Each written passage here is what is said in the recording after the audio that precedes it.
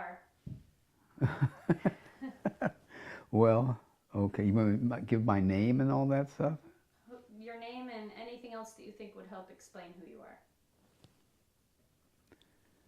Wow. Well, let's see, 40, 1960, 40, and 50. Okay.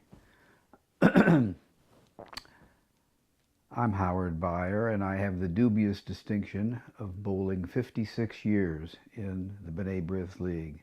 The league itself is over 80 years of age, and I guess what distinguishes us is that we embrace two eras, with the old-time era and the modern era. When I got started, everything was done by hand. Scoring was done by hand on big sheets of scoring paper, and you had to, somebody had to be sitting there at the score sheet watching everybody who bowled and recording what that person did and making sure your addition was kept kept pace. And then that information had to be transferred to score sheets that were taken home by the secretary. And in the old days, we used to bowl at two lanes. The Jewish Center, the old Jewish Center, had 12 bowling lanes. And then we bowled there, and I remember at Berwick Lanes, which was owned by Joe Eisenberg, who was a stalwart bowler in the league, so we did business with him. And I can remember as secretary going home, first of all, collecting the information from two different alleys, going home, calculating the averages for more than 100 bowlers, and making up new score sheets, typing up new score sheets for the following season. And I'd have to go over and get a mimeograph so there'd be enough copies for everybody. Mimeograph. That dates me. But we didn't have computers and cell phones and smartphones and all that stuff. And now we bowl at Holiday Lanes. Everything literally is done for us. The only thing we have to do is roll the ball, which is fine. That's not a complaint. That's not a, boy, do you guys have it easy sort of thing. I enjoy it. And I enjoy still reporting every Sunday morning. I need to move this down just a bit. It's rubbing against the bottom here.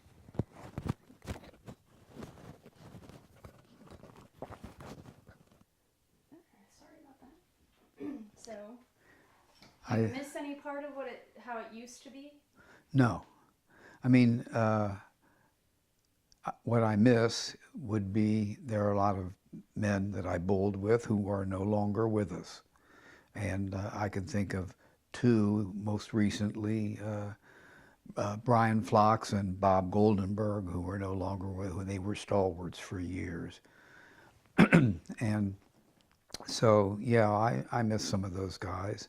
But we still have a few hangovers. Jerry Friedman, Shelley Sinai, Ace Strip. These men are in my era in terms of when we got started, and they continue to bowl. And it's fun. If you have a competitive nature, which I think most of us do, you want to keep going as long as you can. And as long as I don't fall down entering the Holiday Lanes, I guess I'm going to keep at it. And I think a lot of the guys I bowl with are marveling that I'm not dead, that at my age I'm still able to get there, and I'm the number 3 man on my team, so I keep a decent average, not as good as I used to. Nobody can. Age gets everybody. Ask Arnold Palmer or ask some of the other guys. You just don't throw it as hard or as smoothly as you once did. But I keep at it. I enjoy it. And I enjoy the companionship of the guys that I bowl with and against. So, what more do you want me to tell you? And how old you are. Are you the oldest bowler in the league, or who is Yeah, the most? yeah. I'm 85. And I think Ace Strap, I think he might be 80. There might be somebody, but nobody is, no, I've outlasted them all. So I am that age, and I keep threatening to quit, but my wife tells me I better not. She wants me out of here on Sunday morning, and she knows that I still like to do it. And when bowling season's over, I retreat to the golf course. I have a bunch of guys I golf with, and we play maybe 3 times a week. And then I also, there's a YMCA up here on Johnstown Road, and I go there, try to go there once or twice a week and do my version of a workout. So that's where I am, and that's where the league is. Yeah, I feel good, and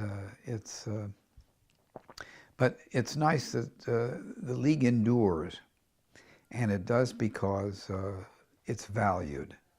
And we have good officers. They really take care of business. Joel and Jeff, they take good care of everything. And then computers, do a lot.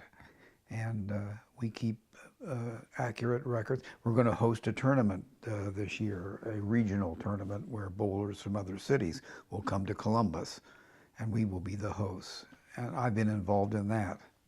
In fact, on a personal note, I can remember going to a regional tournament. It was in Dayton, and I won the singles. I was probably 30-some years old then. So, but I have a trophy downstairs, the only one I kept, that has my name on it. And I had over 1,200 scratch, I remember that, which in those days was pretty. See, one of the big differences is the nature of the game. It's much faster today.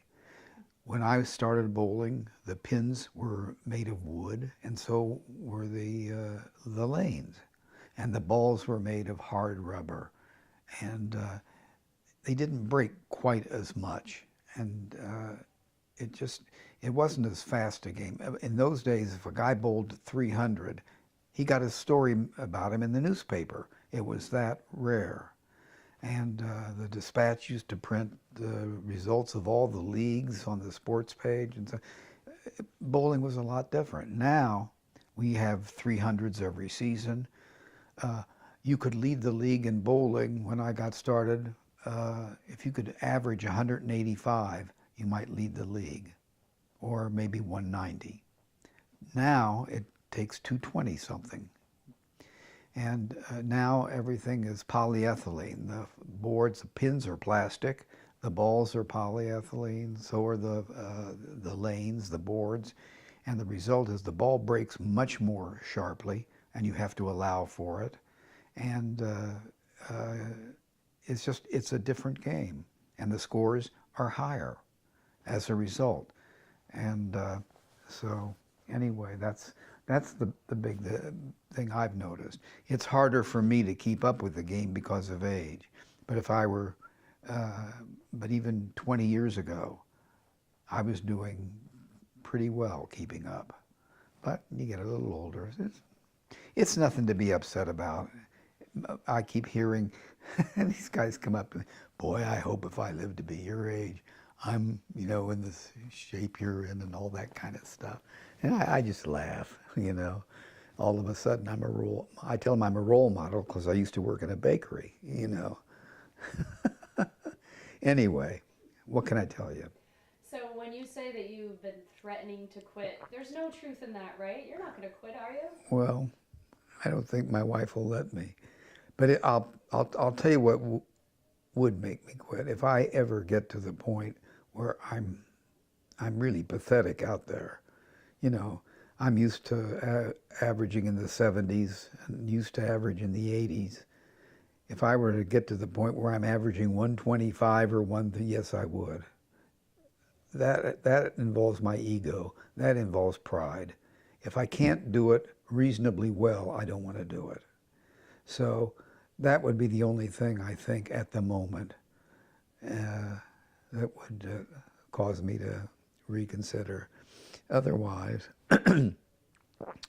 I'll stick around as long as they'll have me.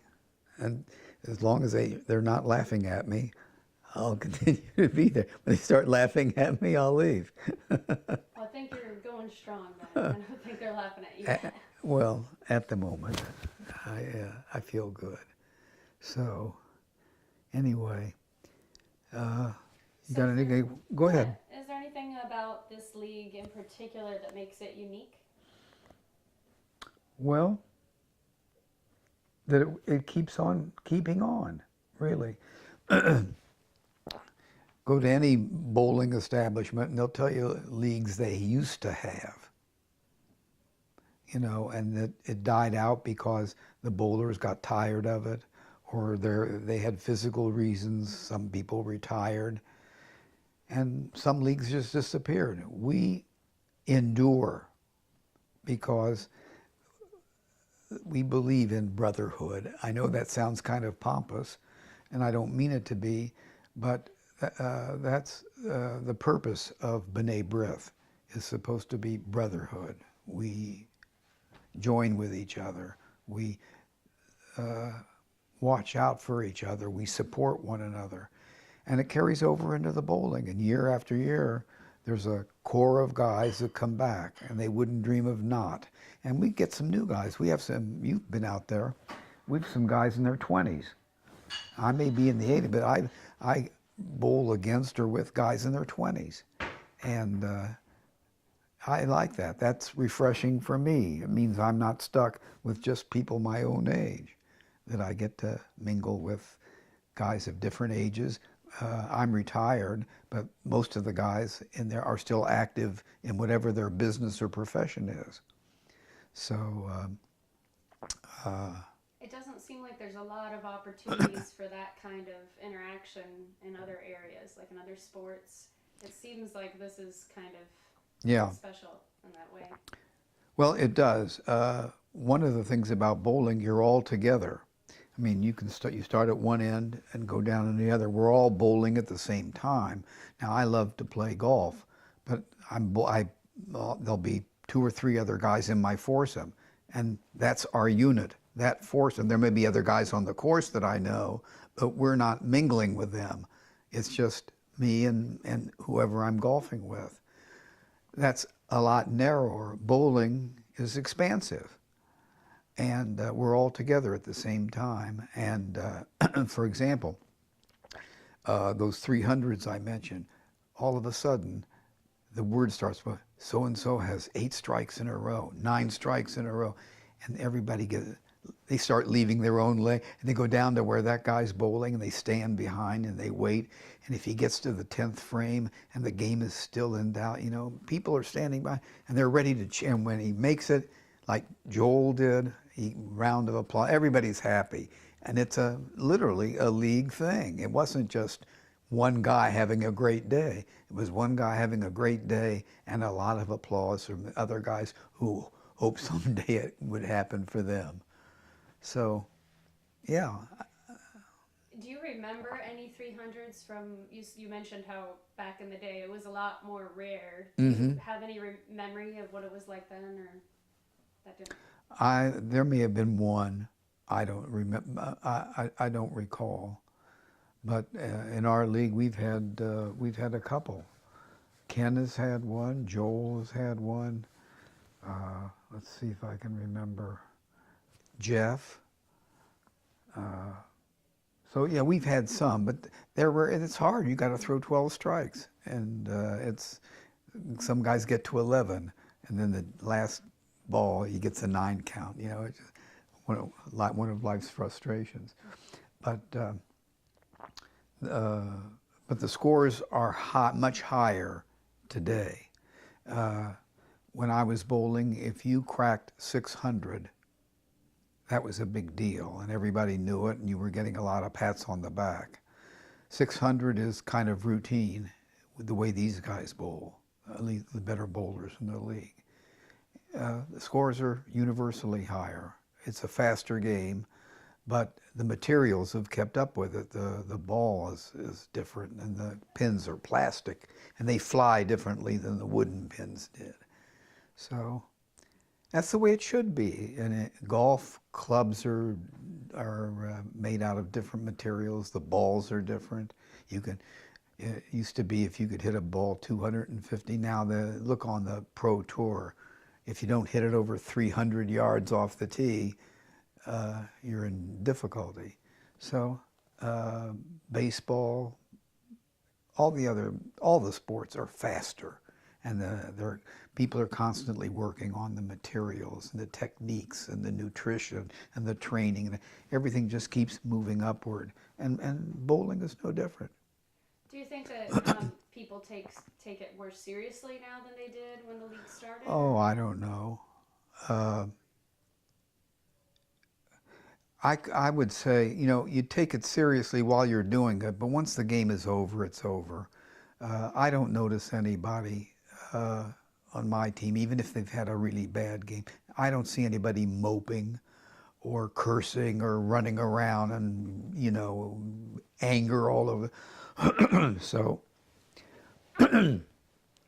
I would say that doesn't apply. But while you're doing it, while you're actually bowling, I think everybody's trying because you've got your teammates and you want to do your part helping your team win the game. You don't want to be the guy dragging him down.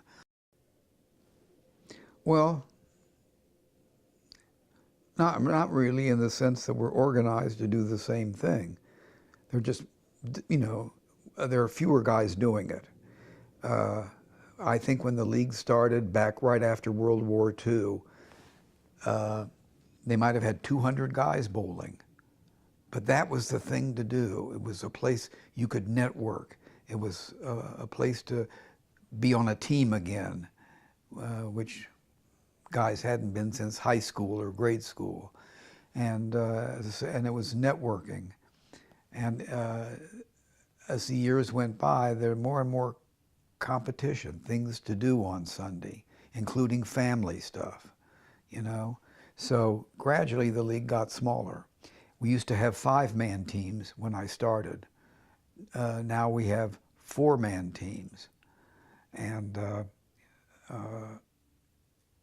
the league got to the point where I think now we have like 56 regulars, 14 teams, 56, and a few guys who agree to sub during the year.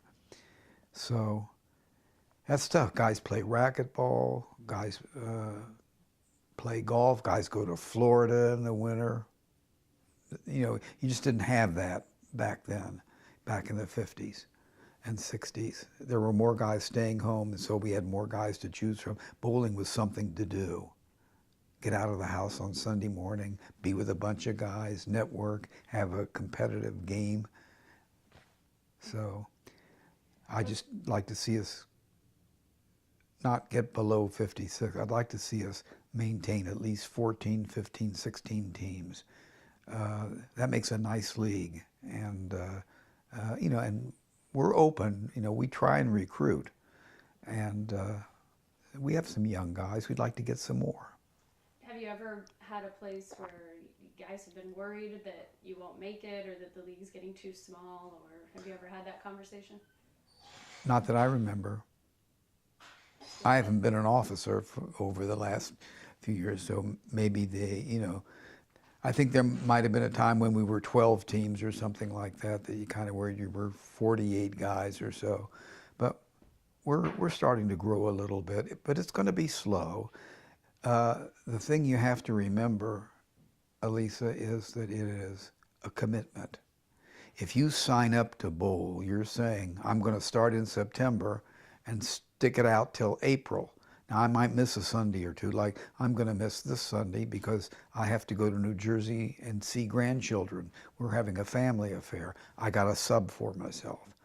But other than that, I'll be there. And when the last ball is thrown in April, I will be there because I made a commitment at the beginning of the season to be part of a team. So that's a tough thing. That would be the biggest barrier that bowling has, is that it's a 6-month deal. Every Sunday you're expected to be there unless there's some reason, you know, like you have to go out of town, or there's some family thing that you must be present for. So, Why do you think this league is important? well, it's important because it's one way to see a lot of guys you wouldn't see otherwise. It's so there's the social aspect of the league, and there it is social. We get there, we're warming up and everything. Guys are walking up and down, seeing guys, making jokes, making dates, doing whatever it is they want to do. But they're interacting with each other, and I think that's important. A lot of those guys I would never see, not not because I don't want to, but our paths simply don't cross outside of bowling. But once the bowling season starts, you see a lot of guys. I think that's a very important thing, and I think it may be one of the things that brings guys back. Plus, uh, if you're a competitive person, that's the place to be on Sunday morning, bowling against another guy, and handicaps and strikes, and the game is close and all that, and it's kind of like a throwback to your youth. A lot of these guys were on teams in high school, you know, baseball or football or basketball or swimming or something like that. And this is a chance to get back a little bit of that competitive team stuff. Who is the most competitive in the league? Wow. That's hard to say because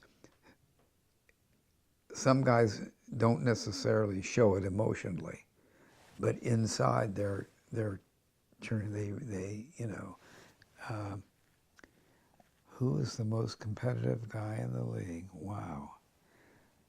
Well, I'll name Joel. I'm sure there are guys as competitive as he is, and I'm competitive.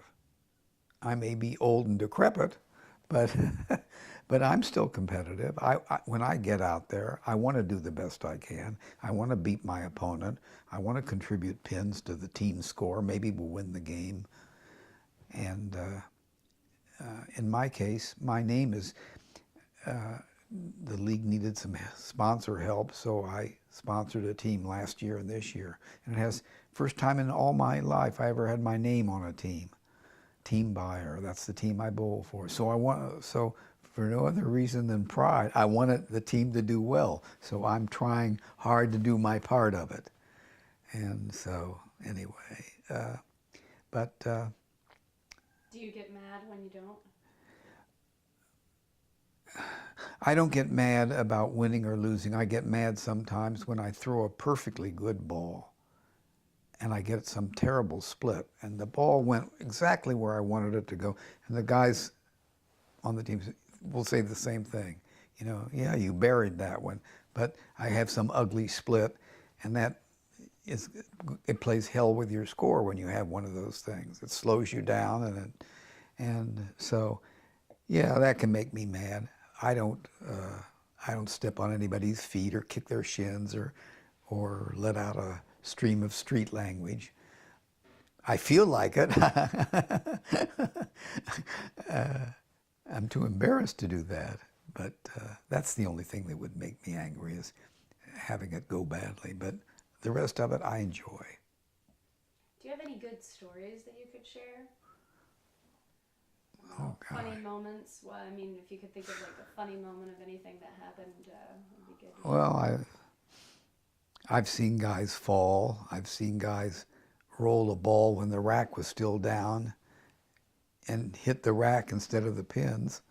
You know, that kind of thing. But I can't remember any, God, over 56 years. Wow. So, no, I don't think so.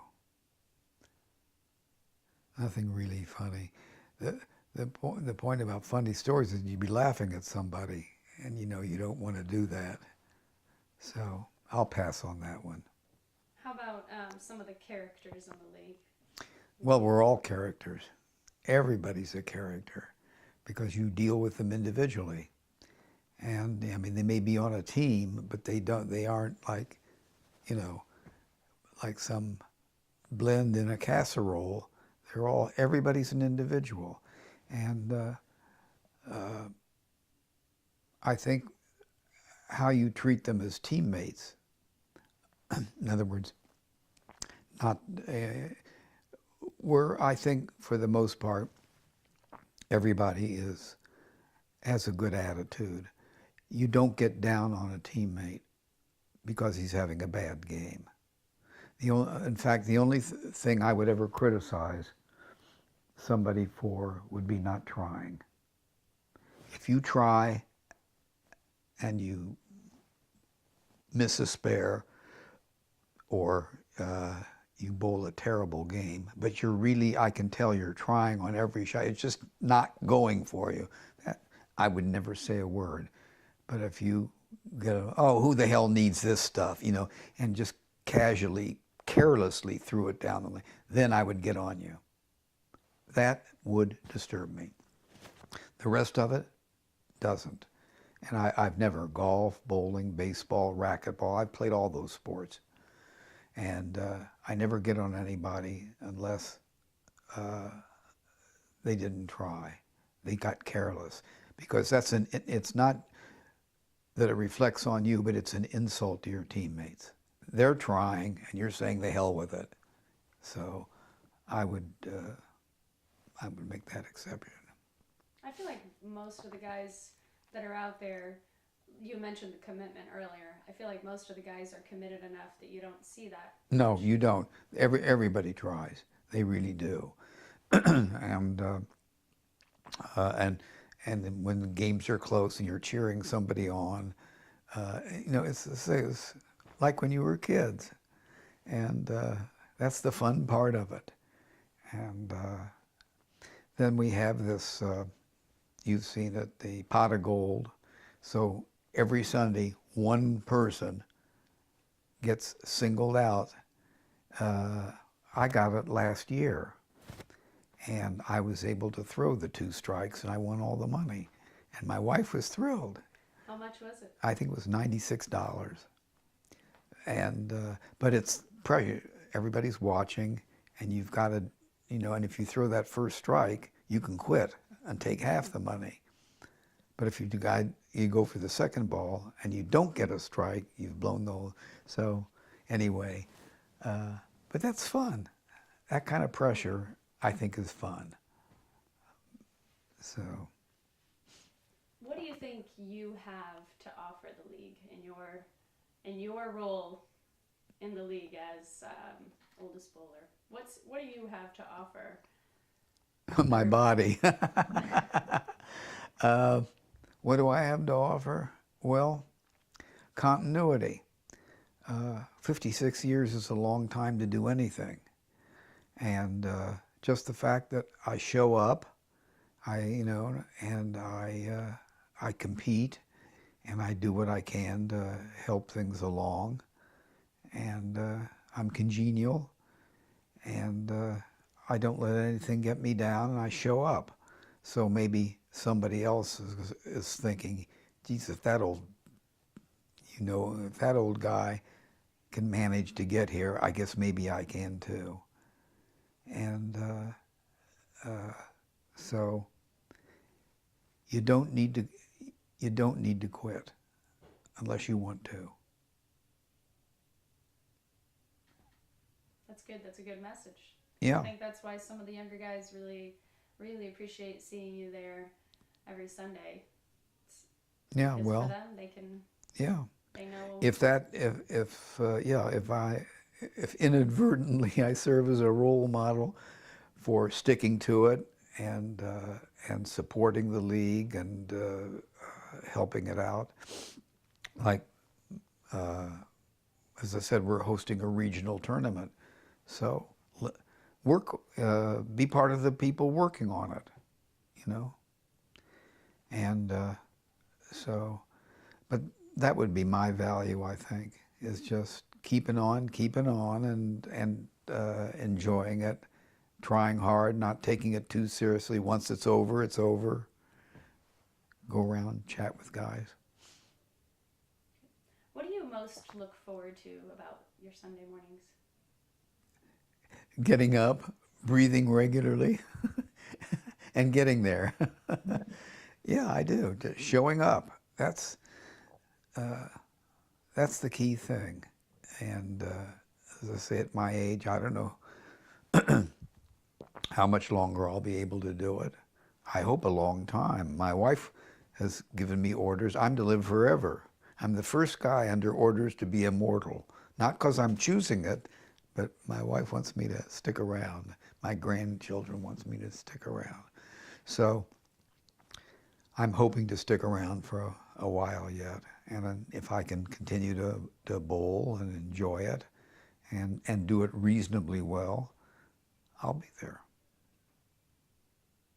And I hope all the guys in the league get to be my age and still do it. It'll be a larger league and everybody will be having a good time. And we have one father, let's see, Ira Nudis, his two sons bowled on his team. So you have a father and son team. Hey, I think that's neat. My son lives in New Jersey, so I couldn't have that. But if he lived in Columbus, I'd have drafted him. Is there anything else that you would like to add about the league or about bowling or any stories?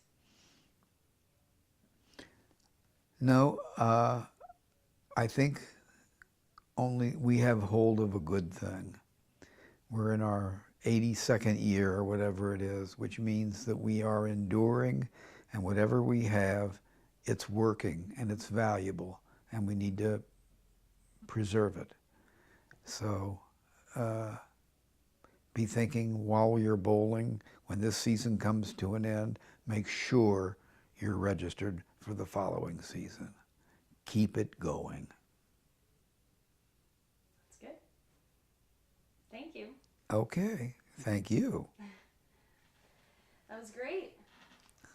Lots of good stuff.